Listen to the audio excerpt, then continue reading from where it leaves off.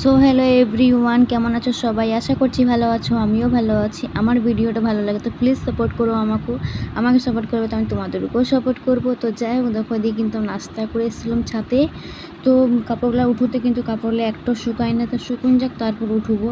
আর এদিকে কিন্তু হাজব্যান্ড এনেছিলো মাছ, তো মাছটা খুব ভালোভাবে কিন্তু ধুয়ে নিয়েছি। তারপর এই যে দেখো টমেটো পেঁয়াজ কেটে রেখেছি, তারপর ধনে পাতা কেটে রেখেছি, আর এদিকে কিন্তু মশলাটা বেটে দিয়েছি। আর তারপর এই যে দেখো ভাত চাপান দিয়েছি, ভাতটা ফুটুক, আর এদিকে কিন্তু আমি মাছটা ভেজে নেবো। তো এমনটা না কি প্রত্যেকটা রবিবারে কিন্তু মাছ মাংস খেতেই হবে এমন কিছু না, যখন ইচ্ছে করি তখনই খাই। তো কিন্তু সোমবারে আর বৃহস্পতিবারে খাই না মাছ মাংস। পেঁয়াজ রসুনটা খেতে চায় না, কিন্তু কী করবো, মানে আমার হাজব্যান্ড মানে বিনা পেঁয়াজ রসুনের মানে খাবার খেতেই পারে না।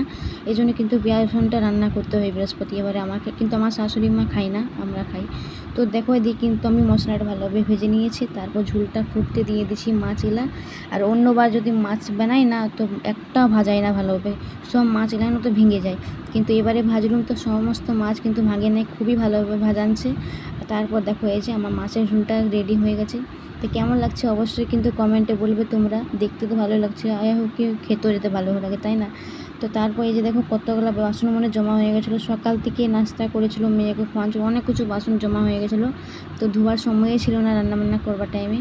তো এই জন্য কিন্তু এখন ভালোভাবে বাসনটা ধুয়ে নিয়েছি। তারপর এই যে কিচেনটা ভালোভাবে পরিষ্কার করে দিলাম। তারপর এই যে দেখো রান্নাবান্না তো কমপ্লিট হয়ে গেছে। আর এই যে মাছের ঝোল, আর এখানে আছে ভাত, আর ওখানে আছে মাছ ভাজা আর পেঁয়াজ কাটা। তো চলো টাটা, বাই বাই সবাইকে, গুড আফটারনুন।